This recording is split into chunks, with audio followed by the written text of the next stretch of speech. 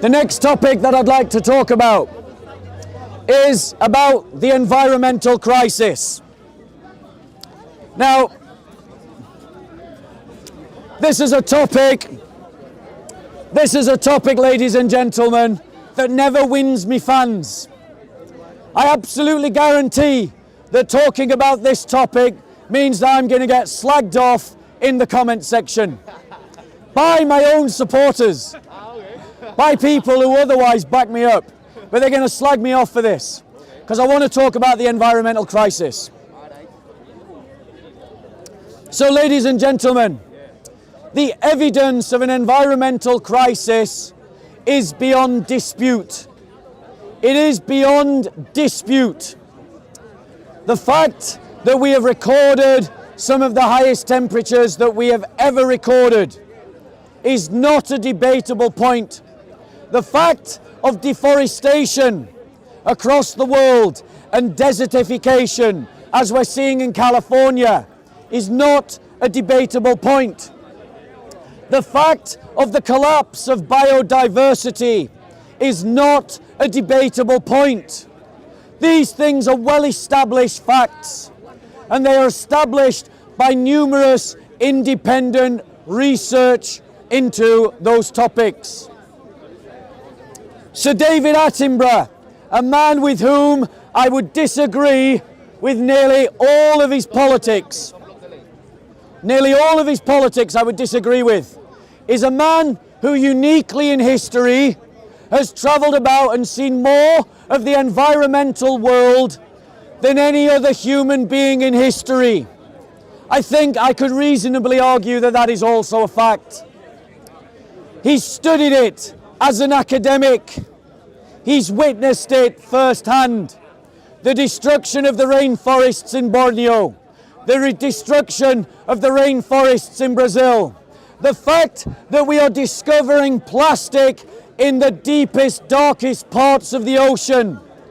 You are an idiot if you deny the evidence. A bit like the Dawa team who deny the evidence. The evidence is overwhelming. We are in an environmental crisis. And it's not something that we can simply ignore. Now, yes, as Christians, there are many things that we should be engaging with. But as Christians, we also should be engaging honestly with the question of the environment. The question of the environmental crisis has been tied up with many other left-wing agendas, and it needs to be separated from those left-wing agendas, because it's precisely because it's been connected to other left-wing politics that people from the right wing wash their hands of it. And we, as people who are consciously Christian, conservative, who sit on the right wing of the spectrum of politics, should be claiming this issue as our own. If our current trends continue, and there is no reason to think that they must, we will reach a point where we cannot turn back, and there is the possibility of runaway global warming. Macron recently said that they would pay Brazil to stop deforestation. I would say it's time for Europe to reforest. It's time for human beings to accept that God in the garden created us to live in an order as its crown, as its cultivator. The story of Genesis, and I'm going to lower my voice because there's fewer of you, so feel free to come in a bit. Feel free to come in a bit. The story of Genesis is that man was meant to cultivate the world and to fill it with life. But because of sin, man, as he has filled the world, has filled it with increasingly death. And so as Christians, part of the redemptive act of Christ is that we rediscover our place in the natural order. That we discover that our purpose is to cultivate the garden. And the garden is the earth. To cultivate it and to fill it with life. That means that we have to change lots of what we do. Lots of what we did in the past we did in ignorance. But because of better learning, overwhelming evidence, there's a clear case for Christians to be involved in the cause of defending the environment.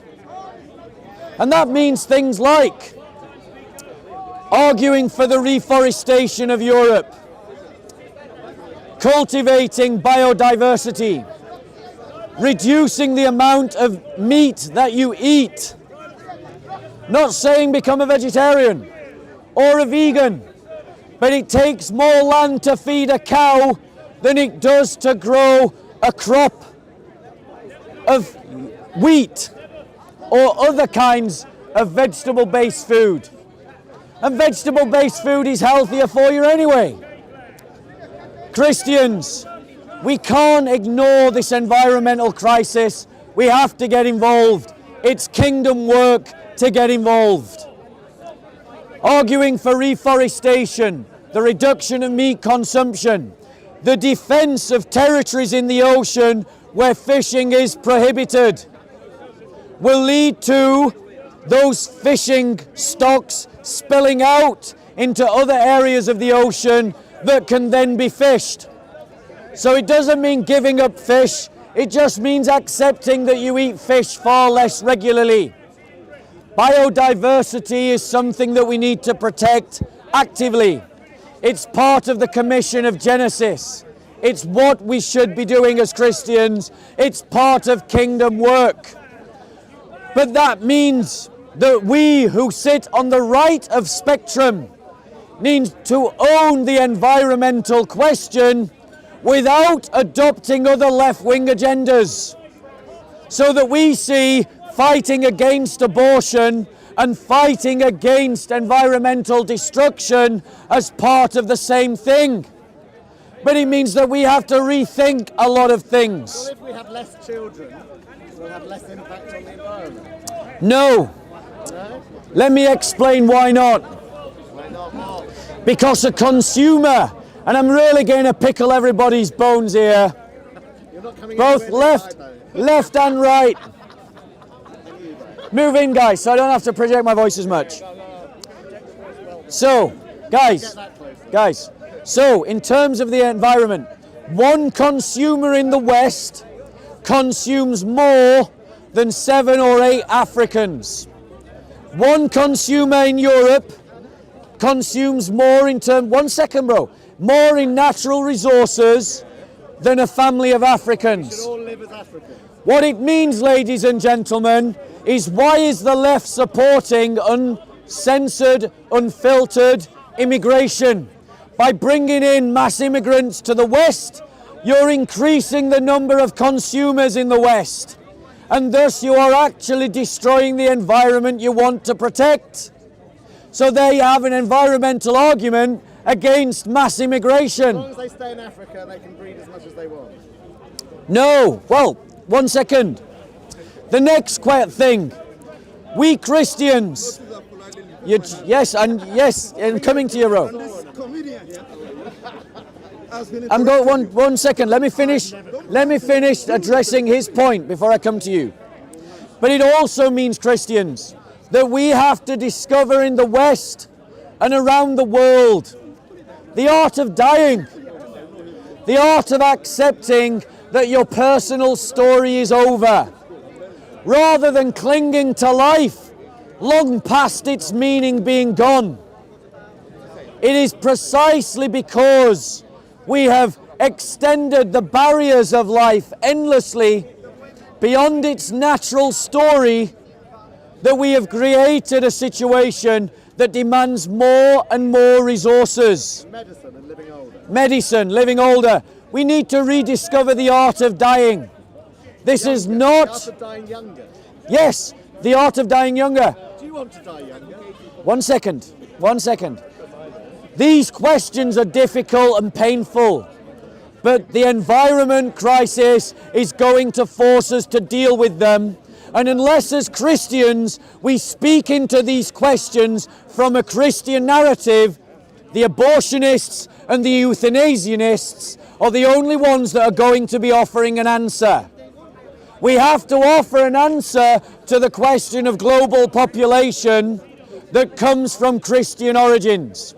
The education of women around the world is essential to reducing human population without resorting to abortion and euthanasia. What's your question, bro? It's not a question, it's a comment, it's a correction. First and foremost, the use or the balance of use of resources between Africa, let's even say a nation like Nigeria, and the United Kingdom is not 7 to 1. It's about 100 to 1. All you just have to do is look at the electricity consumption annually, about maybe 10 gigawatts, compared to the United Kingdom, even compared to London. So that's... I accept my correction, brother. And then one more brother, thing, right. one more thing, please. Wait, wrap up. Okay. One more thing. Please, I hate something. You know what I hate? Thinking that the only way to handle things is either you are to the left or to the right. I think it's a brain-dead approach to things. There is a Christian way. Brother, allow me to reply. No, brother, 1 second. Okay, land, brother, because... There is a Christian way to handle resource management, to handle, like you said, environmental consumption of resources, to handle the distribution of finances and resources. That's the way we should do it. Okay, so I accept my correction. The brother has said that the average Londoner uses 100 times more resources than the average Nigerian. I accept the correction, but he emphasizes the point that I'm making, which is that if you agree with that, then you don't want to bring in more consumers into the West, because you're increasing the burden on the environment. But that also means that we have to find a way to tackle poverty in the third world, to struggle to help the poorest in the world. They start using 100 times too. No, we've basically got to... 20 times. No, let me answer your point, Steve, because it's a fair one. We basically have to reinvent life as we know it, that is post-industrial. There's nothing sacred about industrialization. Nothing. What's the alternative? The alternative is that we find a way to live in balance with nature again, by finding ways to tap into natural energy and accepting the short-term pain that in the process of getting there, that we just have to learn to live with less. Yeah, but you talk about that. There was I don't know if you watch TV. There was a program the other day called Oxford Street Revisited, and they were showing the power Oxford Street uses, and they were saying it was so much power, but just from the top of it to the bottom, that they could do the whole of the UK and Scotland and all of Holland and everything. At a much lower level, yes. Yeah. And that's my point, ladies and gentlemen. How many of you here are engineers? How many what? 1 second, guys. JC, I'm doing a talk. Great, guys, stop, 1 second. If you want to give a talk, feel free. All right, sorry. But I am doing my own talk. That means I got to manage my own conversation. I want to reply to this guy because he only emphasizes my point, which is that industrialized societies are using so much more resources than the rest of the world. There is a book, I encourage you to read it if you're a Christian. It's called Rich Christians in an Age of Hunger. Living more simply so that others might simply live. It is kingdom work to protect the environment, because the story of Genesis is that man was placed on the earth to cultivate the garden and fill it with life. What we've done is we filled the earth with death. And rediscovering the Genesis story, as His Holiness, the Patriarch of Constantinople, has argued, is an essential part of living as a Christian. This is a tough conversation to have, but we either have it now or we have it when the permafrosts over Russia have defrosted and all the methane that is trapped there is released into the environment. We either have it now, or we have it when the fish stocks are collapsing across the world. We either have it now, or we have it when the forests are burning away. We have to change. Not changing is not an option, and we have to wrestle this topic from the left wing. To address the brother's point about left wing, right wing, the reason why I'm putting it in that paradigm, brother, is because regardless of how me and you think, and I agree, it's not left wing or right wing, but most people who are listening to this video think in terms of left wing and right wing. And that is an interesting point, because most people who are of a green perspective in this country do tend to be on the left. But it's an interesting point. I don't see why Conservatives, people on the right, shouldn't be equally interested and concerned about. Exactly, but we've got to combine a concern for the environment that doesn't lean into or give sop to arguments for euthanasia and abortion. We have to be solidly pro-life, but solidly pro-life that deals with the question of overpopulation. Because we have rooted ourselves into every aspect of biodiversity in the environment. And we are crushing the world's environment under the weight of us. And Stanley Hauerwas, who is a Christian, argued in Naming the Silencers that we need to rediscover the narrative of life. That when your life journey has come to its end, you accept death when you are selected. Not simply fight for life for no reason. So in answer to the question, if someone who's 30 years old catches cancer, we should give them treatment, because a cured 30-year-old can still go on to contribute a lot to the world. But if someone, and I'm not saying this has to be the number, and I'm open to debate about what the number should be, but I'm going to pluck a number out of my head. But let's say someone who's 75 gets cancer. We should invest in helping them approach death as painlessly and with as much dignity as possible, without trying to keep them alive. And that means as Christians, we have to support the hospice movement and those that are giving dignity to those that are dying. Christianity is broader than left or right wing politics, and we Christians must not be frightened to speak into any topic from a Christian perspective, whether that means we land on the left, on the centre, on the right, on the extreme right, or on the extreme left of politics, so long as we are working our politics from a Christian narrative. Anyone else? Okay, thank you very much, guys, for playing by the rules. Whose rules? Your rules. Yes, my rules, my conversation. Can I ask you a question? Yes, sir. What is so wrong about Islam?